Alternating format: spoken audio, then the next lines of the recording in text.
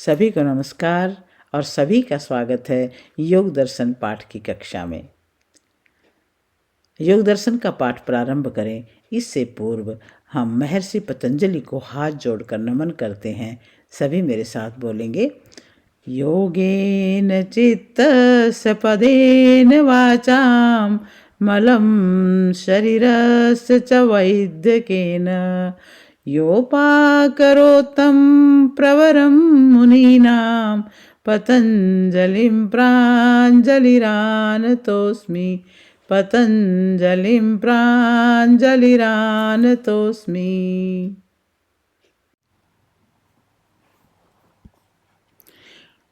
आज हम योग सूत्र के अंतिम अध्याय कैवल्यपाद की शुरुआत कर रहे हैं।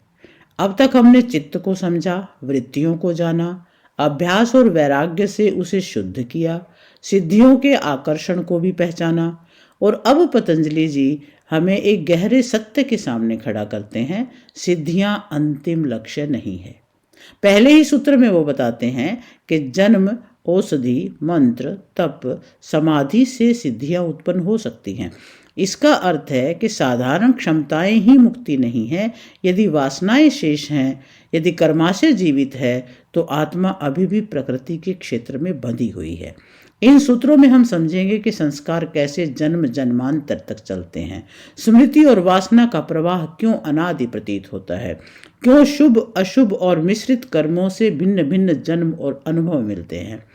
पतंजलि हमें किसान का उदाहरण देते हैं कि किसान पानी को नहीं बनाता, वह केवल बाधाएं हटाता है। उसी प्रकार योगी सिद्धि उत्पन्न नहीं करता, वह केवल अवरोध हटाता है और शक्ति स्वभाव से प्रकट होती है। आज की कक्षा में हमें अपने भीतर झांकना है। क्या मैं सिद्धि चाहता हूं या स्वतंत्रता? क्या मैं शक्ति चाहता हूं या शुद्धि? कैवल्य की यात्रा वासनाओं के सूक्ष्म क्षय से शुरू होती है। आज हम उसी विज्ञान में प्रवेश कर रहे हैं। कैवल्यपाद का प्रथम सूत्र है जन्मोस्ति मंत्र तपः समाधि जा सिद्धयः।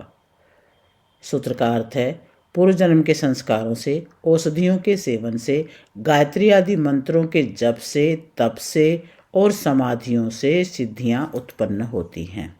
इस सूत्र में 5 प्रकार की सिद्धियों का कथन है। नंबर 1, जन्मजा सिद्धि। जो जन्म से प्राप्त हो वह जन्मजा सिद्धि कहलाती है। जिस सिद्धि की प्राप्ति में इस वर्तमान जन्म में विशेष प्रयास न किया जाए वह जन्म से प्राप्त सिद्धि है। पूर्व जन्मों में किए गए शुभ कर्म, योग के स्वरूप का वर्णन करने वाले वेद व वेदानुकूल शास्त्रों का अध्ययन अध्यापन, यम नियम आदि 8 अंगों का अनुष्ठान, विवेक, वैराग्य, सत्पुरुषों का संग, इस प्रकार के आचरण से संस्कार उत्पन्न होते हैं। वे संस्कार अल्प परिश्रम से ही सिद्धि की प्राप्ति के कारण होते हैं। संसार में देखा जाता है कि कई बार कुछ अच्छे पढ़े लोगों को ऐसी सफलता नहीं मिलती जैसी अल्प पढ़े हुए को मिलती है। इसमें पूर्व जन्म के संस्कार कारण हैं, परंतु इस जन्म में भी संस्कारों को उद्बुद्ध करने में कुछ प्रयास करना पड़ता है। यदि व्यक्ति उन संस्कारों को उद्बुद्ध करने में परिश्रम न करे और योग के विपरीत आचरण करना प्रारंभ कर दे तो पूर्व जन्म के संस्कार अभिभूत हो सकते हैं। इसलिए उन संस्कारों को उभारने के लिए परिश्रम करना आवश्यक है। इसका अभिप्राय यह नहीं है कि जन्म होते ही सिद्धि हो जाती है। इसका तात्पर्य यह है कि व्यक्ति का जन्म होता है, उसके पश्चात उसके माता पिता उसको शिक्षा देते हैं और जब वह कुछ बड़ा हो जाता है, अच्छे प्रकार से सुनने, पढ़ने, विचारने आदि कार्यों को करने लग जाता है, तब विवेक पूर्वक शुभ कर्मों को करता है और अशुभ कर्मों को नहीं करता। ऐसे संस्कारवान विवेक संपन्न व्यक्ति को वैराग्य और ईश्वर प्रणिधान के अभ्यास से अल्प काल में अल्प परिश्रम से समाधि की सिद्धि होती है। यह जन्मजा सिद्धि है। नंबर 2, औषधिजा सिद्धि। विशेष औषधियों के सेवन से, रसायन आदि के प्रयोग से तथा शुद्ध सात्विक भोजन से शरीर, इंद्रियां स्वस्थ और बलवान हो जाते हैं। इसी को आयुर्वेद में कायाकल्प कहते हैं। औषधि से ये सिद्धि उत्पन्न होती है, इसलिए औषधिजा है। यहाँ पर यह बात ध्यान देने की है कि औषधि के साथ साथ भोजन, व्यायाम, ब्रह्मचर्य का पालन और दिनचर्या भी आवश्यक है। नंबर 3 है मंत्रजा सिद्धि। वेदों में जो शब्द समुदाय हैं उनको मंत्र कहते हैं, और जिन विचारों से सूक्ष्म विद्या की गवेषणा की जाती है उनको भी मंत्र कहते हैं। अर्थ सहित गायत्री आदि मंत्रों का जप करने से और उनके अनुसार आचरण करने से व्यक्ति का मन एकाग्र होता है, मन और इंद्रियां वश में आते हैं। मंत्रों में ईश्वर, जीव और प्रकृति के स्वरूप का वर्णन है। उन मंत्रों का गंभीरता से अध्ययन करने से इन तीन पदार्थों का परिज्ञान हो जाता है, भौतिक पदार्थों का भी परिज्ञान हो जाता है, जिससे विविध प्रयोजनों की सिद्धि होती है। मंत्र का एक अर्थ मनन, चिंतन और विचार भी है। जब व्यक्ति जिज्ञासु होकर सूक्ष्मता से मनन, चिंतन, ऊहापोह करता है तो वह विशेष ज्ञान और ज्ञान से विशेष पदार्थों की प्राप्ति होती है। इसलिए वह मंत्र जा सिद्धि है, परंतु बिना अर्थ चिंतन के केवल मंत्र पाठ से कोई सिद्धि नहीं होती। नंबर 4, तपोजा सिद्धि। विद्या पढ़ने पढ़ाने, यम नियम का पालन करने आदि में सुख दुख, मान अपमान, शीतोष्णता, हानि लाभ को प्रसन्नता पूर्वक सहन करना तप है। इसके अनुष्ठान से व्यक्ति का शरीर स्वस्थ, बलवान और दीर्घायु होता है, बुद्धि पवित्र होती है, अन्य लोगों पर वाणी का विशेष प्रभाव पड़ता है, मन में विद्यमान जन्म जन्मांतर के कुसंस्कारों का नाश और सुसंस्कारों की उत्पत्ति होती है। अधर्माचरण का परित्याग करके धर्माचरण करने में व्यक्ति अत्यंत दृढ़ हो जाता है। यह तपोजा सिद्धि है। नंबर 5 है समाधिजा सिद्धि। समाधिजा सिद्धियों का वर्णन योग दर्शन के तीसरे पाद में विस्तार से किया गया है। जब पंचभूतों पर विजय होती है तब अणिमा, लघिमा, महिमा, प्राप्ति, प्राकाम्य, वशित्व, ईशित्व ये सिद्धियां प्रकट होती हैं। और महर्षि पतंजलि आगे भी कहते हैं कि इंद्रिय जय, मनोजवित्व, प्रधान जय, सर्वज्ञातृत्व और फिर वैराग्य, ये सिद्धियां समाधि से प्रकट होती हैं। इसलिए इस सूत्र का सार है, सिद्धियां मार्ग में आ सकती हैं पर वे लक्ष्य नहीं हैं। अब आता है दूसरा सूत्र। दूसरे सूत्र में कहा है, जात्यंतर परिणामः प्रकृत्या पुरात्।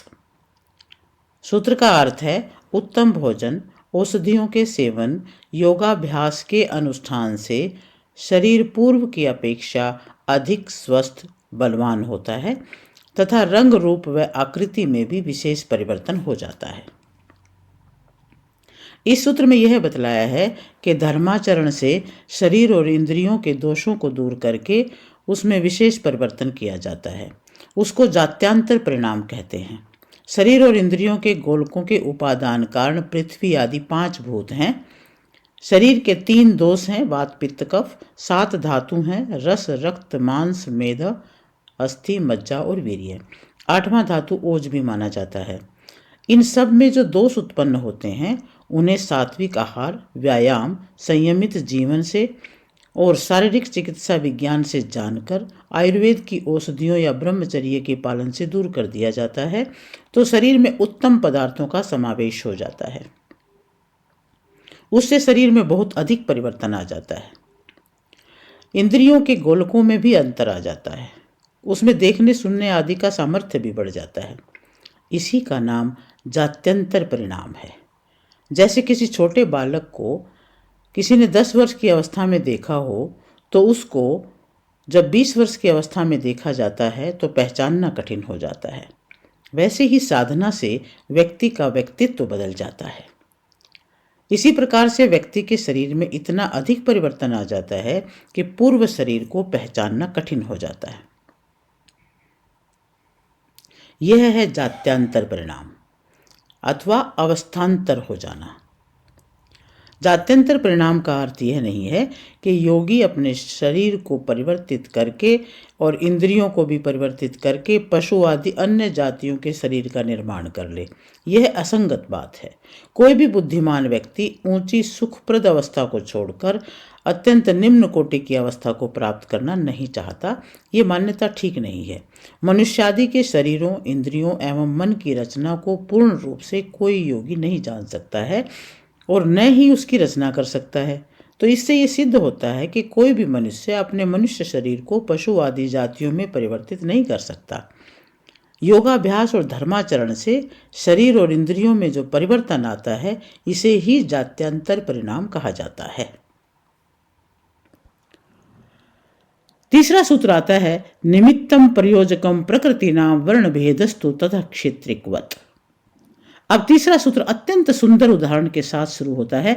पतंजलि कहते हैं धर्म और योगाभ्यास शरीर के उपादान कारणों को उत्पन्न नहीं करते, वे केवल बाधाओं को हटाते हैं। जैसे किसान पानी नहीं बहाता, वह केवल मेड़ तोड़ देता है, पानी तो स्वयं बह जाता है।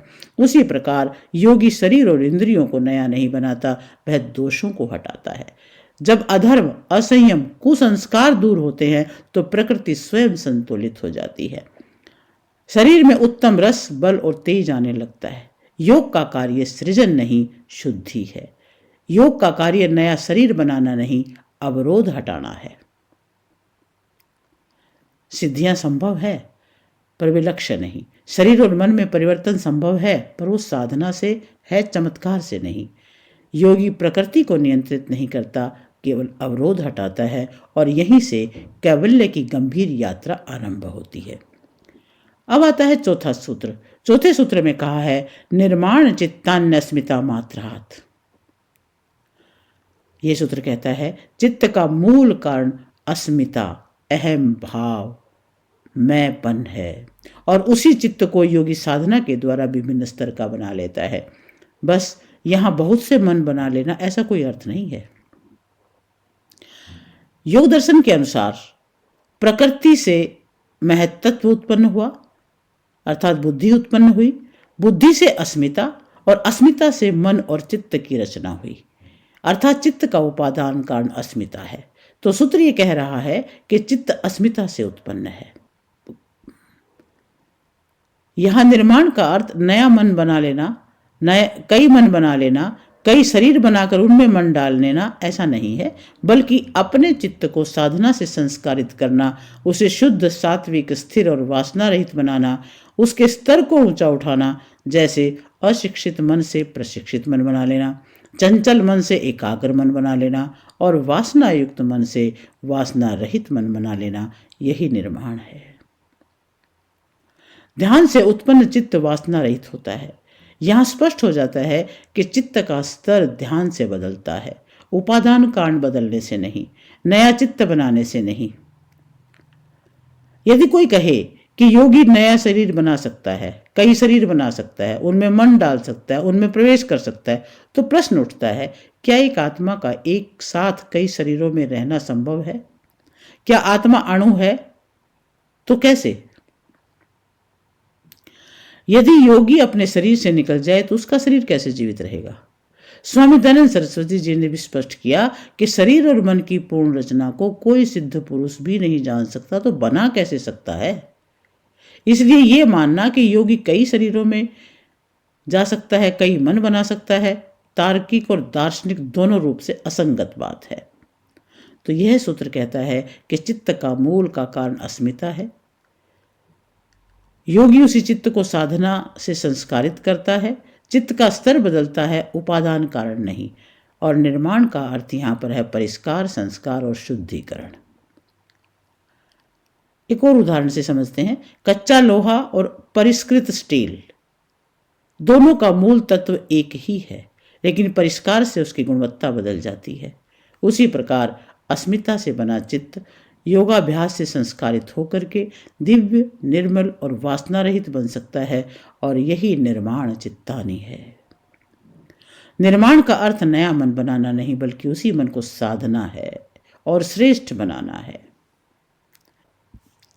अब आता है पांचवा सूत्र, और पांचवें सूत्र में कहा है प्रवृत्ति भेदे प्रयोजकम चित्तम एकम अनेकिशाम।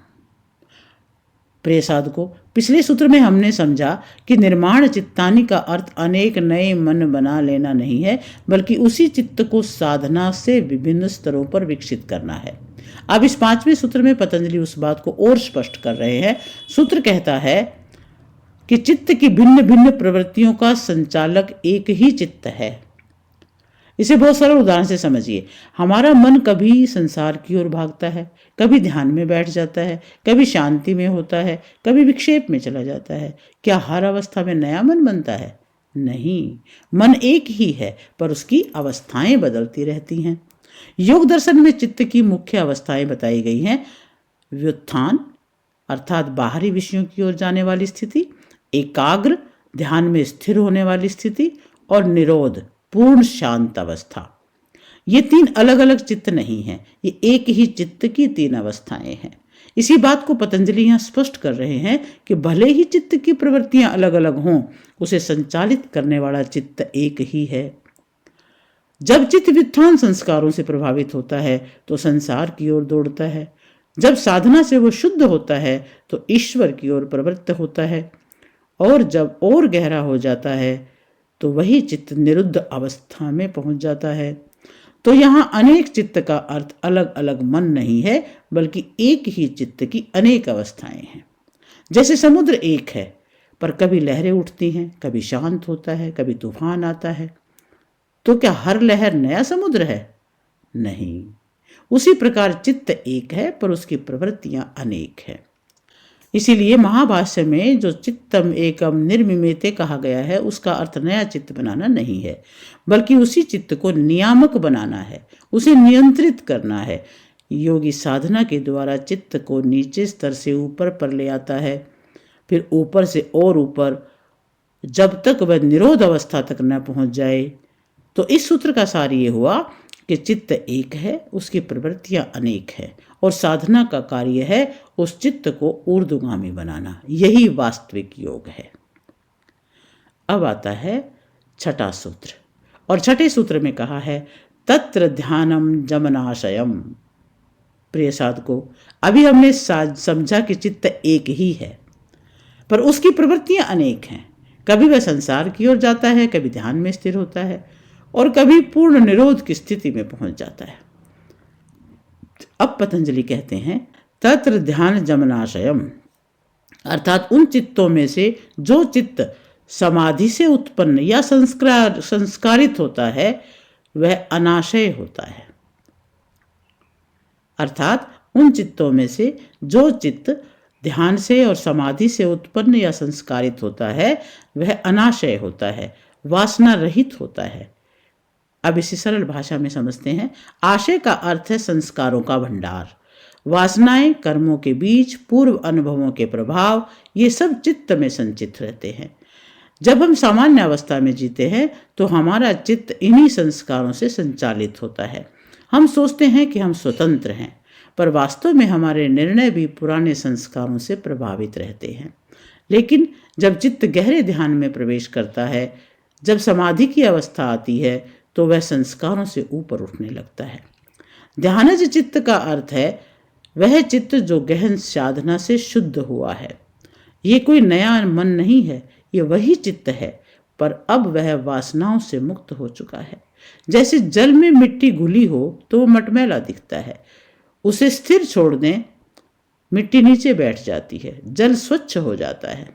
जल बदला नहीं है, मिट्टी अलग हो गई है।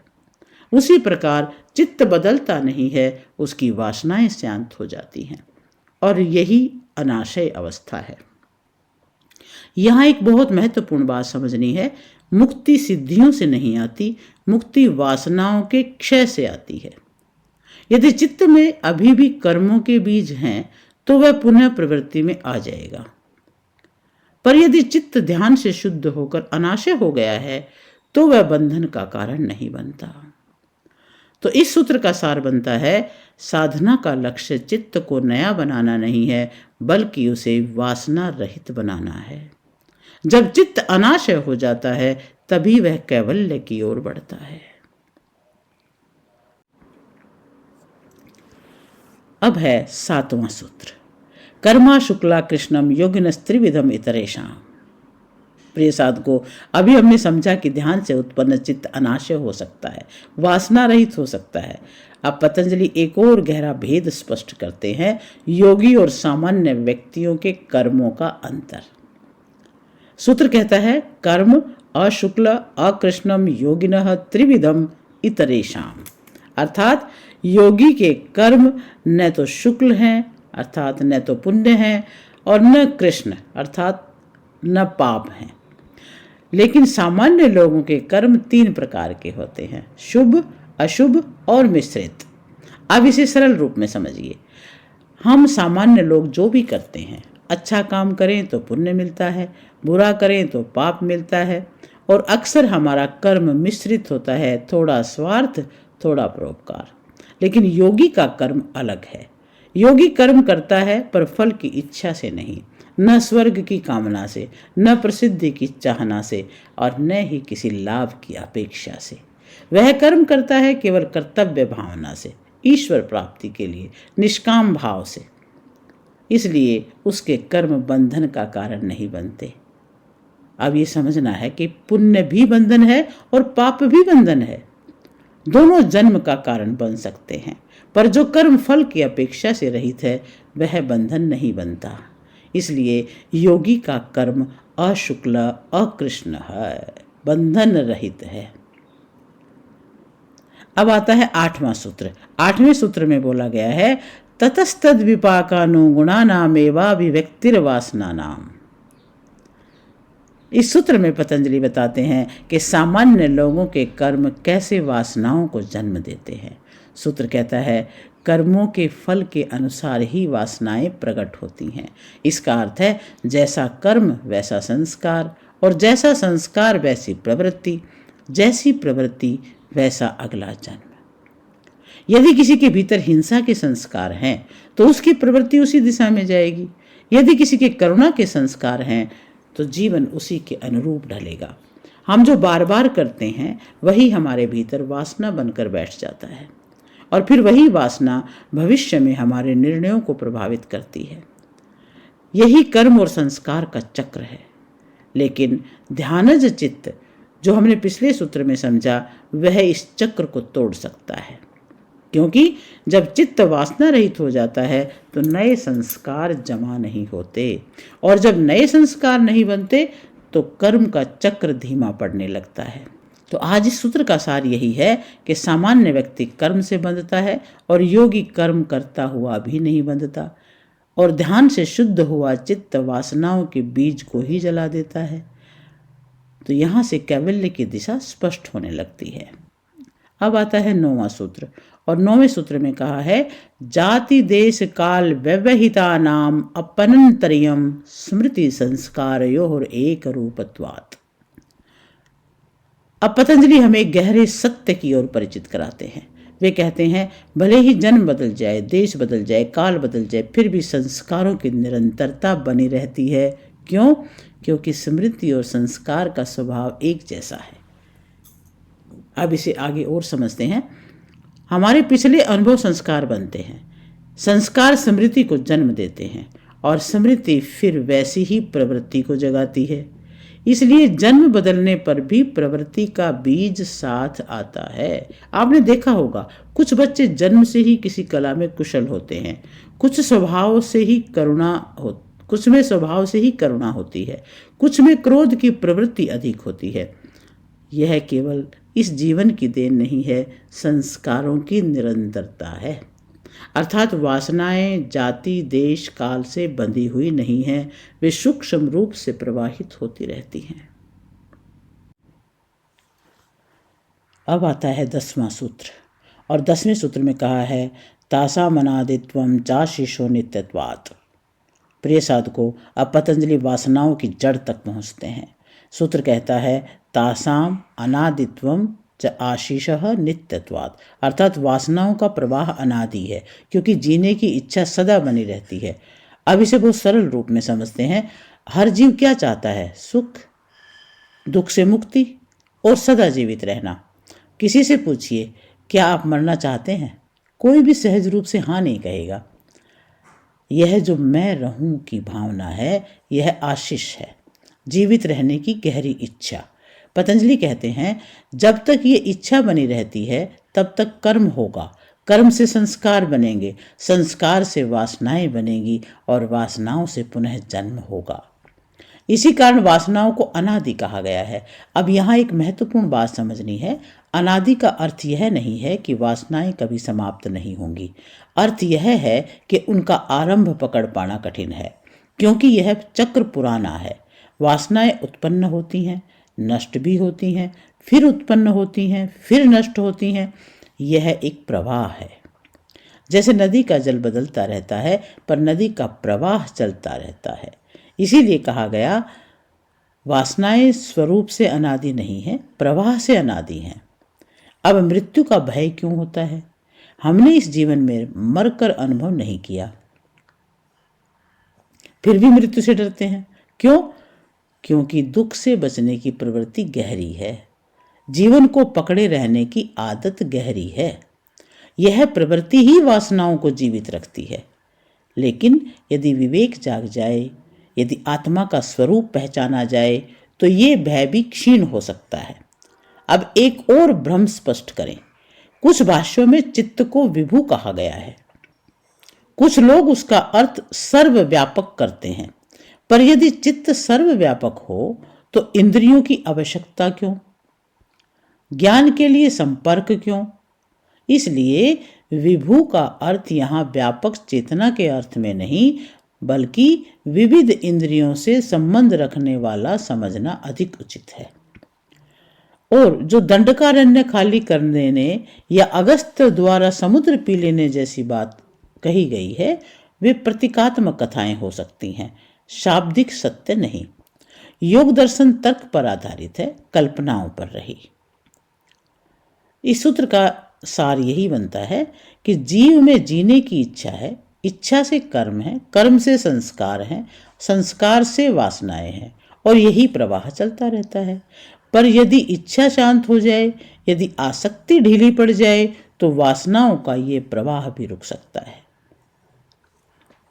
और अब आता है 11वां सूत्र, और 11वें सूत्र में कहा गया है हेतु फलाश्रय लंबनई संगृहीत तत्व दोषाम भावे तद्भाव है।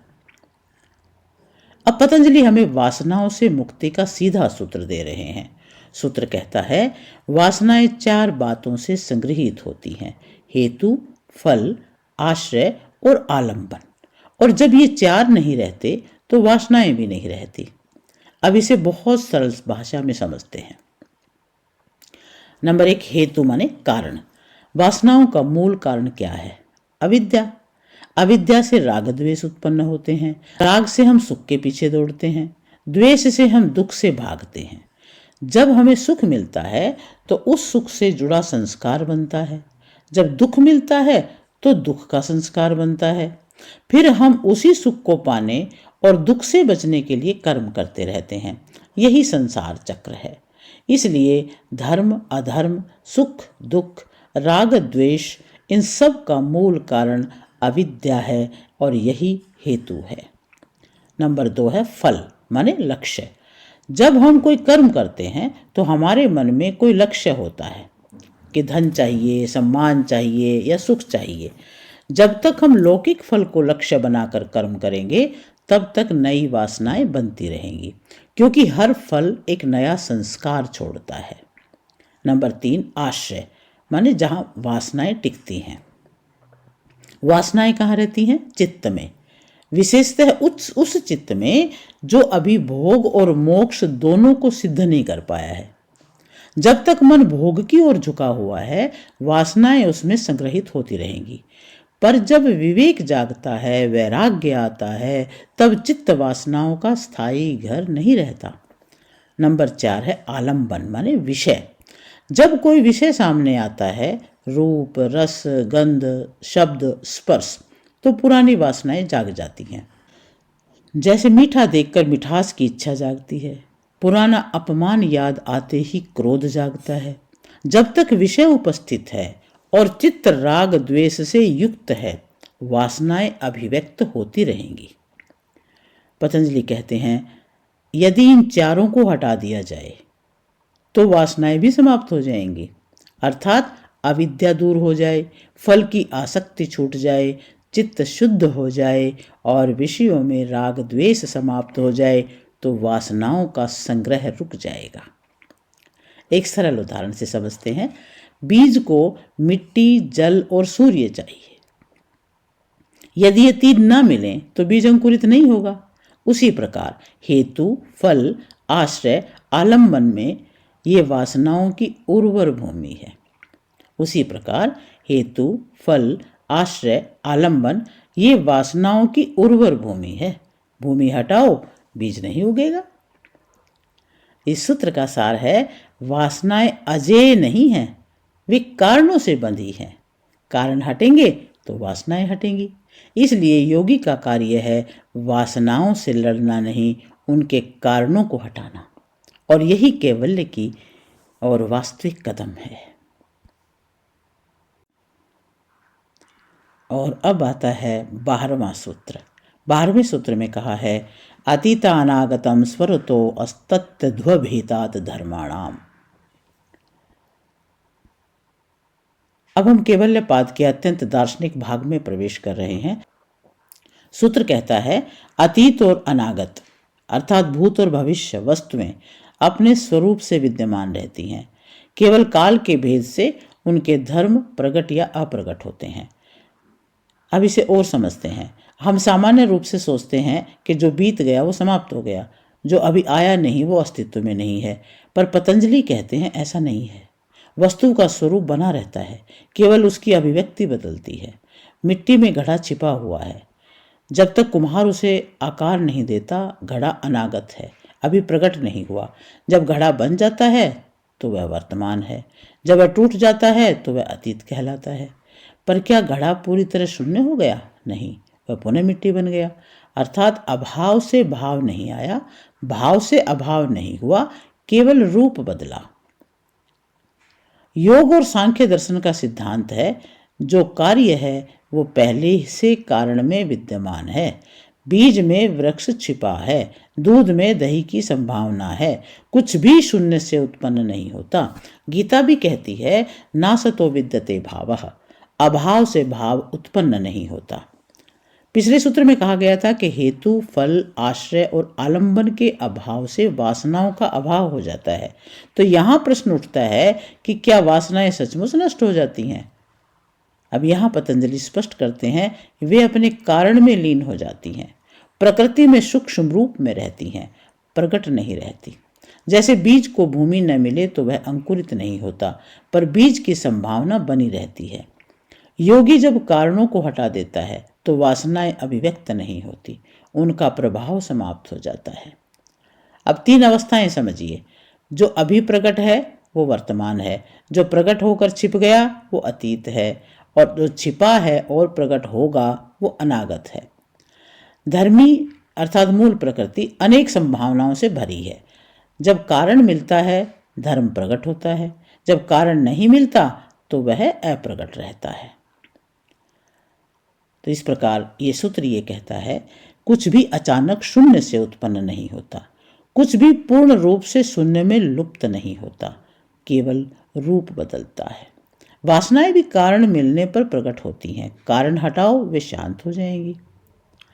यही कारण है कि योग केवल सप्रेशन नहीं है, बल्कि कारणों का क्षय है। प्रिय साधकों, आज हमने कैवल्यपाद के प्रथम 12 सूत्रों में बहुत गहरी बात समझी। सिद्धियां संभव हैं जन्म से, औषधि से, मंत्र से, तप से और समाधि से, पर वे लक्ष्य नहीं हैं। शरीर और मन में परिवर्तन संभव है, पर चमत्कार से नहीं, अवरोध हटाने से। चित्त एक है, अवस्थाएं अनेक हैं। ध्यान से वही चित्त वासना रहित हो सकता है। सामान्य व्यक्ति कर्म से बंधता है, योगी निष्काम कर्म से कर्म करके बंधन से मुक्त रहता है। वासनाएं अनादि प्रतीत होती हैं क्योंकि जीने की इच्छा गहरी है, पर वे अजेय नहीं हैं, वे कारणों से बंधी हैं। हेतु, फल, आश्रय और आलंबन, इन 4 स्तंभों पर वासनाएं टिकी हैं, और जब ये आधार हटते हैं तो वासनाएं शांत हो जाती हैं। अतीत और भविष्य भी शून्य नहीं है, सब कुछ अपने कारण में विद्यमान है। योग का कार्य है कारणों को समझना, अविद्या को हटाना और चित्त को उसके मूल स्वरूप की ओर ले जाना। अब आगे के सूत्र हमें और भी सूक्ष्म विवेक की ओर ले जाएंगे। आज के लिए इतना ही। ओम शांति शांति शांति।